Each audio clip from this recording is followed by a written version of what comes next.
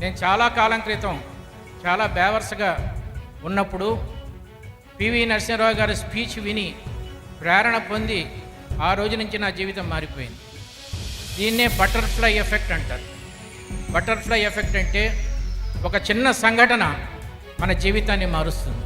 ఒక కుర్రవాడు ఉన్నాడు, మీరంతా యూత్గా ఉన్నారు కాబట్టి ఒక చిన్న స్టోరీ చెప్తాను.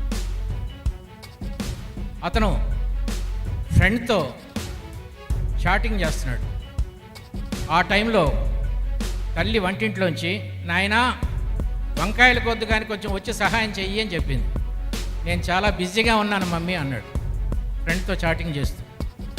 ఆ టైంలో అతని గర్ల్ ఫ్రెండ్ ఫోన్ చేసింది. ఫ్రెండ్తో ఏమంటాడు? ఫ్రెండ్తో ఏమని చెప్తాడు? చాటింగ్ చాలు, నేను మాట్లాడుకోవాలి, బిజీగా ఉన్నాను అంటాడు.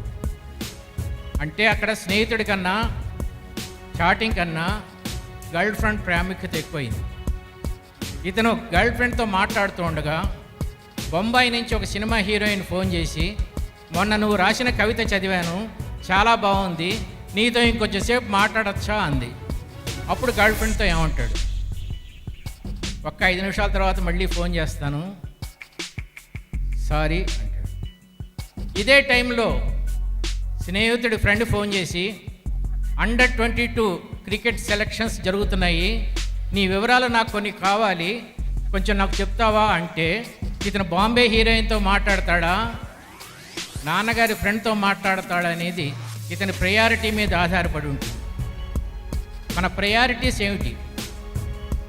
మై డియర్ ఫ్రెండ్స్, ఈ ప్రపంచంలో బద్ధకం అనే వర్డ్ లేదు, ఓన్లీ ప్రయారిటీస్ మాత్రమే ఉన్నాయి. మీ ప్రయారిటీస్ మీరు కరెక్ట్గా తెలుసుకున్న కొద్దీ జీవితంలో అద్భుతంగా మీరు పైకి వస్తారు. మళ్ళీ చెప్తున్నాను, ఈ ప్రపంచంలో బద్ధకం అనే వర్డ్ లేనే లేదు అసలు. Try to understand this concept. Bernard Shah ఒకరోజు ఒక బాల్ రూమ్కి వెళ్తే అక్కడ కొంతమంది డ్యాన్స్ చేస్తున్నారట. ఒక ఆమె వచ్చి, మీరు కూడా మాతో డ్యాన్స్ చేయొచ్చు కదా అంటే ఆయన పక్కన కూర్చొని, వద్దండి, మిమ్మల్ని చూస్తూ నేను రాయబోయే కథ గురించి ఆలోచించుకుంటాను అన్నట్టు. మీరు డ్యాన్స్ చేస్తూ కూడా ఆలోచించుకోవచ్చు కదా. నేను 2 పనులు ఒకసారి చేయలేనమ్మా. మీరు భయపడుతున్నారండి మాతో కలిసి డ్యాన్స్ చేయడానికి, డ్యాన్స్లో ఉండే కిక్ మీకు తెలియదు అన్నప్పుడు బెర్నార్డ్ షా అన్నట్ట, అమ్మ డ్యాన్స్లో చాలా కిక్ ఉంది, అది నాకు తెలుసు, అందుకే రానట్టున్నాను. నేను నవల రాసుకుంటే నాకు పేరు వస్తుంది, డబ్బు వస్తుంది, అది శాశ్వతమైన కిక్, ఈ డ్యాన్స్ టెంపరీ కిక్. ఒకసారి టెంపరీ కిక్ మీరు లోబడితే శాశ్వతమైన కిక్ మాయమైపోతుంది, అందువల్లే నేను డ్యాన్స్కి రాను అంటున్నాను అన్నాడు.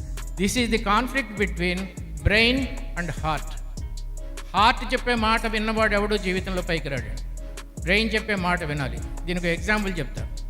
రేపొద్దున 10 o'clock మీకు చిన్న పరీక్ష ఉంది, ఈరోజు రాత్రి మీ ఫేవరెట్ హీరో సినిమా ఉంది, సినిమా చూడమని చెప్పేది హార్ట్, చదువుకోమని చెప్పేది బ్రెయిన్. ఈ బ్రెయిన్ ఏం చెప్తుందంటే, ఇదే సినిమా 10 రోజుల తర్వాత మళ్ళీ టీవీలో వస్తుంది, అప్పుడు చూడొచ్చు కదా అంటుంది. నేను అంతవరకు ఆగలేను అంటుంది హార్ట్. ఇంకా కొన్ని పుస్తకాలు మిగిలిపోయినాయి, ఇచ్చేస్తాను, చెయ్యి ఇలా పెట్టండి, అందరూ ఇలా పెట్టండి, కూర్చోబాబు, కూర్చొని పెట్టు. నేను గేమ్ స్టార్ట్స్ నౌ 7 అంట, గేమ్ స్టార్ట్స్ నౌ 7 అంట అనగానే ఇలా కొట్టండి. కొట్టిన 50 మందికి పుస్తకాలు ఇస్తా. రెడీయా? 4 ఇంగ్లీష్ పదాలు ఇవి. Game starts now 7. చాలా ఈజీ అండి, చాలా ఉన్నాయి పుస్తకాలు. ఇప్పుడు మీ హృదయం ఏం చెప్తుందంటే కొట్టేసేయి కొట్టేసేయి అంటుంది. బ్రెయిన్ ఏం చెప్తుందంటే వద్దు, ఎండమూరి గేమ్ స్టార్ట్స్ నౌ 7 అంటాడు, అప్పుడు కొట్టు అని చెప్పేది బ్రెయిన్. అంతవరకు ఆగలేనని చెప్పేది మనసు. మనసు చెప్పేవాడు ఎప్పుడు వినలేడు, పైకి రాడు జీవితంలో. ఎప్పుడైతే మీ కాన్సన్ట్రేషన్ నా పెదాల మీద ఉంటుందో, ఎప్పుడైతే నేను గేమ్ స్టార్ట్స్ నౌ 7 అంటానో, అప్పుడు కొట్టేవాడికే కాన్సన్ట్రేషన్ ఉన్నట్టు లెక్క. Shall we start? Yes or no?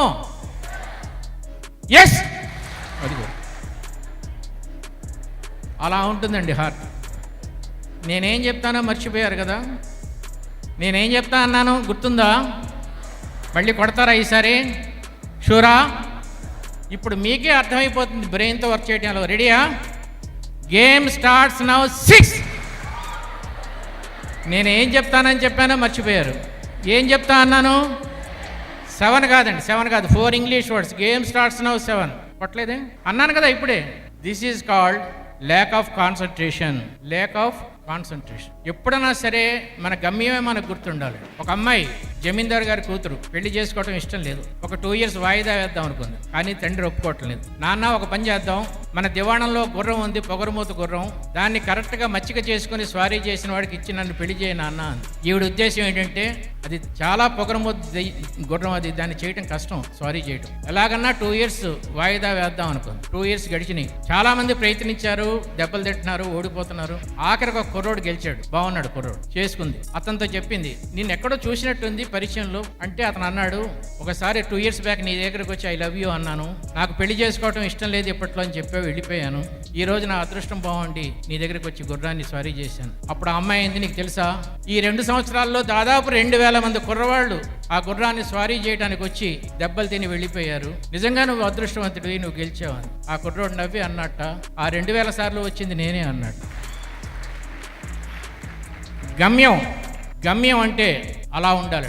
ఒక్కసారి ఆలోచించుకోండి. నాకన్నా తెలివి తక్కువ వాళ్ళు, నాకన్నా పేద తల్లిదండ్రులు ఉన్నవాళ్ళు, నాకన్నా ఆపర్చునిటీస్ లేని వాళ్ళు ఇంత డబ్బు సంపాదిస్తున్నప్పుడు, ఇంత కీర్తి సంపాదిస్తున్నప్పుడు నేను ఎందుకు సంపాదించలేకపోతున్నాను? రాజకీయ నాయకులు, క్రికెట్ ప్లేయర్స్, వ్యాపారవేత్తలు, వీళ్ళందరికీ అంత చదువు ఉందా?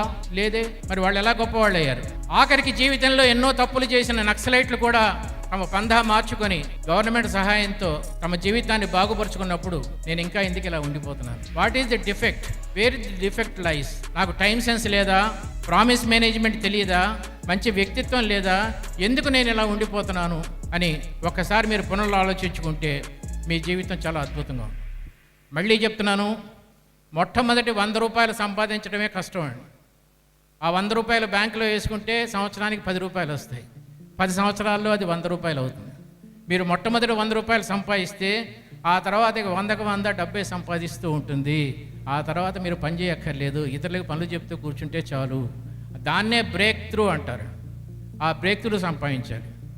నేను ఆంధ్ర బ్యాంకులో పనిచేస్తున్నప్పుడు నాకెందుకో జీవితం ఇది కాదు ఇంకా ఉంది అనిపించింది. ఆ మంచి ఉద్యోగాన్ని రిజైన్ చేసి తులసిదళం రాశాను. తులసిదళం క్లిక్ అయిన తర్వాత సడన్గా పుస్తకాలకి మార్కెట్ పడిపోయింది. అప్పుడు ఏం చేయాలంటే నాగేశ్వరరావు లాంటి వాళ్ళ సహాయంతో పర్సనాలిటీ డెవలప్మెంట్కి వచ్చాను. కొన్ని సినిమాలు తీశాను, కొన్ని ఫ్లాప్ అయినాయి, కొన్ని సక్సెస్ అయినాయి. జీవితం అంటే ఎప్పుడు వెతుక్కుంటూ వెళ్ళిపోవటమే. జీవితం అంటే ఎప్పుడు వెతుక్కుంటూ వెళ్ళిపోవటమే. ఒక అబ్బాయి, దీన్ని బర్నింగ్ ది షిప్ అంటారు. ఇది ఒకటి చెప్పి ముగిస్తాను నాగేశ్వరరావు. బర్నింగ్ ది షిప్ అంటారు. ఒక అబ్బాయి ఒక సైకాలజిస్ట్, నాగేశ్వరరావు లాంటి సైకాలజిస్ట్ దగ్గరికి వెళ్ళి, నాకు మనసంతా వికలంగా ఉందండి, కాన్సన్ట్రేషన్ కుదరటం లేదు అన్నాడు. ఏం జరిగింది అన్నట్ట సైకాలజిస్ట్. నేను ఒక అమ్మాయిని ప్రేమించాను, ఆ అమ్మాయికి పెళ్లి నిశ్చయం అయిపోయింది. ఎన్నిసార్లు ఫోన్ చేసినా ఆ అమ్మాయి సరిగ్గా మాట్లాడటం లేదు, కట్ చేసేస్తుంది. ఏం చేయాలి? ఆ అమ్మాయి ఇల్లు నీకు ఎక్కడో తెలుసా? నాకు తెలియదండి, ఫోన్లు చేస్తున్నానంతే. కాలేజీలో నా క్లాస్మేట్, ఈ మధ్య బాగా విసుక్కుంటుంది, దానివల్ల నా మనసు పాడవుతుంది, కాన్సన్ట్రేషన్ కుదరటం లేదు అన్నప్పుడు సైకాలజిస్ట్ అన్నట్ట, ఆ నెంబర్ తీసే ఫోన్లోంచి అన్నాడు. ఒకసారి నెంబర్ నీ ఫోన్లో లేకపోతే నువ్వు ఇంకా అమ్మాయితో మాట్లాడలేవు. కరెక్ట్గా 2-3 నెలల్లో అమ్మాయిని మర్చిపోతావు. నీకు ఫోన్ ఉన్న కొద్దీ అమ్మాయిని చేస్తూనే ఉంటావు. పెళ్లి చేసుకోబోయే అమ్మాయి విసుక్కొని నువ్వు బ్లాక్మెయిల్ చేస్తున్నావు ఎమోషనల్గా అనుకొని నీ మీద ద్వేషం పెంచుకుంటుంది. నీకు ఎలాగో అమ్మాయి దక్కనప్పుడు ఇంకెందుకు ఆ ఫోన్ నెంబర్ నీకు అన్నాడు. దీన్నే బర్నింగ్ ది షిప్ అంటారు. బర్నింగ్ ది షిప్ అంటే మనకి ఎప్పుడైతే ఒక విషయంలో ఇది చేత కాదు అన్నప్పుడు దాన్ని కాల్ చేయటం మంచిది. చాలామంది ఈ ఉపన్యాసం బిగినింగ్లో విజిల్స్ వేశారు ఆ మూల నుంచి. నాగేశ్వరరావు చెప్పాడు విజిల్స్ వేయొద్దని చెప్పి. విజిల్స్ వేయటం తప్పు కాదు, కానీ ఎక్కడ వేయాలి విజిల్? ఏదైనా సినిమా థియేటర్లో వేయాలి, నాటకం దగ్గర వేయాలి. అదిగో వాడు మంగళసూత్రం కడుతూ కూడా విజిలేస్తాడు. వాడికి ఎక్కడ విజిల్ వేయాలో లేదు, ఫస్ట్ నైట్ కూడా విజిలేస్తాడు తప్ప ఇంకేం చేయలేడు. కాబట్టి ఎప్పుడు ఏ పని చేయాలో ఆ పని కరెక్ట్గా చేస్తే నువ్వు అద్భుతంగా ఉంటావు. కాన్సన్ట్రేషన్ పెంచుకోవడం కోసం ఆ పాయింట్స్ చెప్తా చూడండి. 10 పాయింట్స్ అనుకుంటే 10 9 ఉన్నాయి. అద్భుతమైన కాన్సన్ట్రేషన్ పెరుగుతుందండి దీనివల్ల. మీకు ఒకసారి రాసుకోండి అమ్మ, పెన్లో ఉన్నోళ్ళు, నేను ఎక్స్ప్లెయిన్ చేస్తాను. మీకు నమ్మకం కుదరకపోతే నా ఫేవరెట్ ఎక్కని చెప్తాను, టేబుల్ చెప్తాను. 23 × 10 230, 23 × 9 207, 23 × 8 23 × 8 184, 23 × 7 161, 23 × 6 138, 23 into 5, 115, 23 into 4, 92, 23 into 3, 69, 23 into 2, 46, 23 into 1, 23. దీన్ని మెమరీ అంటారు. ఏ విషయమైనా జ్ఞాపకం ఉండటానికి ఆ 9 పాయింట్లు మీకు చాలా దోహదపడతాయి. ఫస్ట్ ఈజ్ కాల్డ్, ఇది 9 నిమిషాల ఎక్సర్సైజ్, 9 minutes ఎక్సర్సైజ్. ఇక్కడ స్పీచ్లు ఇచ్చేవాళ్ళు 2 రకాలు, టీచర్స్, ప్రీచర్స్. టీచర్ అంటే తను చదివింది చెప్పేవాడు, ప్రీచర్ అంటే తను చేసేది చెప్పేవాడు. మేమందరం ప్రీచర్స్ అంటే మేము చేసిందే చెప్తాం. నేను సిగరెట్ కాలుస్తాను కాబట్టి జనాలకి ఎవరికి సిగరెట్ కాల్చొద్దు అని చెప్పలేను. అలాగా నేను ఏదైతే నిర్వహిస్తానో అదే చెప్తాను. Chartered accountant, I'm a chartered accountant. CA is a 4 years course. నాకు 3 సంవత్సరాల్లో అయిపోయింది సిఏ. దానికి కారణం ఇదే. My father has taught me this. నేను జమ్మలమడుగులో చదువుకుంటున్నప్పుడు మా ఫాదర్ చెప్పిన పాయింట్స్ ఇవి. My son is a state ranker in 10th class, state ranker in intermediate, university 3rd in graduation. వాడికి కూడా నేను ఇదే చెప్పాను. ఒక్కొక్క పాయింట్ 1 నిమిషం చెప్పి 9 నిమిషాల్లో ముగిస్తాను. First calm. రాత్రి పడుకునేటప్పుడు 1 నిమిషం పాటు దిండు తల మీద పెట్టుకొని, దిండుతో కళ్ళు క్లోజ్ చేసుకొని, ఆ నిశ్శబ్ద అంధకారంలో పొద్దున్నుంచి చదివింది ఒక్కసారి గుర్తు తెచ్చుకోండి. న్యూరాన్ బాండ్స్ అని ఉంటాయి. మిమ్మల్ని నేను నీ పేరేమిటి అని అడిగితే నా ప్రశ్న మీ చెవి ద్వారా లోపలికి వెళ్ళి న్యూరాన్ దగ్గరికి వెళ్ళి అది స్పందించి ఆన్సర్ ఇక్కడి నుంచి బయటకు వస్తుంది. దీన్ని జ్ఞానేంద్రియము అంటాం, దీన్ని కర్మేంద్రియము అంటాం. మీరు పరీక్షలో ఎగ్జామినేషన్ పేపర్ చూసినప్పుడు జ్ఞానేంద్రియం ద్వారా ప్రశ్న లోపలికి వెళ్ళి న్యూరాన్స్ స్పందించి కర్మేంద్రియం ఆన్సర్ రాస్తుంది. ఆ న్యూరాన్స్ యాక్టివ్గా ఉండాలి అంటే first calm down for 1 minute. Neuron bonds కరెక్ట్గా చెక్కబడిపోయి పొద్దునకి పెర్మనెంట్ అవుతాయి. This is called calm. Next collect. మరుసటి రోజు చేయబోయే పనులన్నీ ఒక వరుస క్రమంలో పెట్టుకోండి. 1 నిమిషం ఇదంతా, మొత్తం 9 minutes. First is calm down.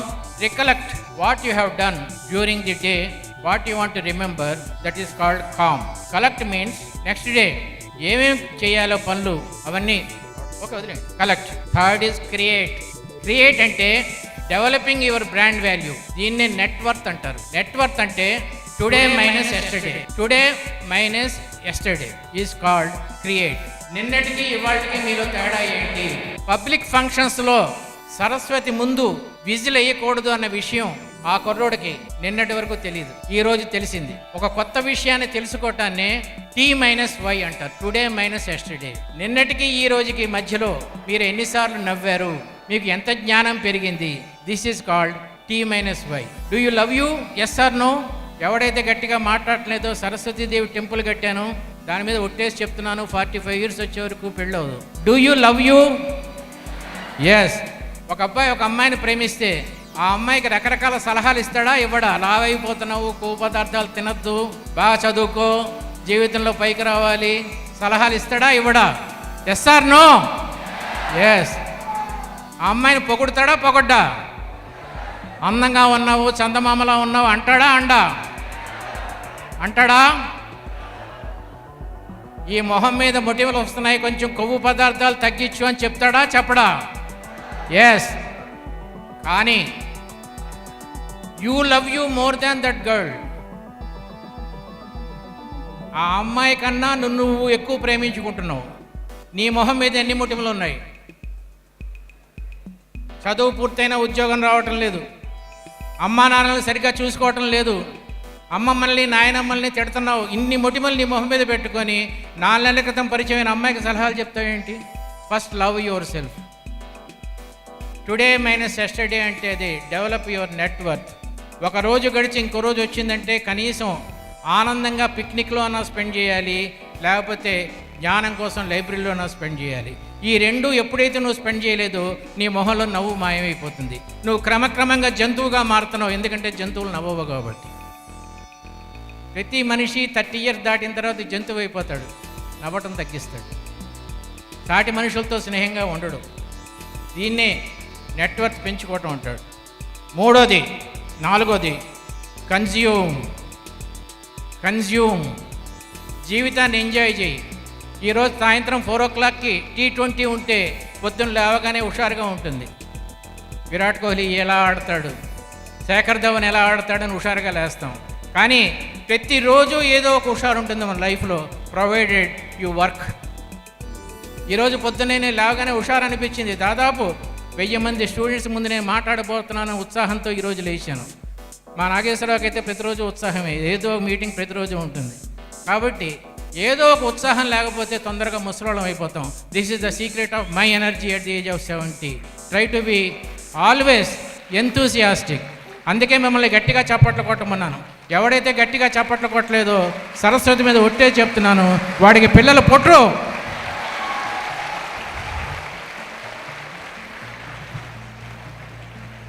Next is called criticise. పడుకున్న 1 నిమిషంలో, లాస్ట్ 9 నిమిషాల్లో, 5వ నిమిషంలో మీరు ఆలోచించవలసింది, ఈరోజు నేను ఏం తప్పులు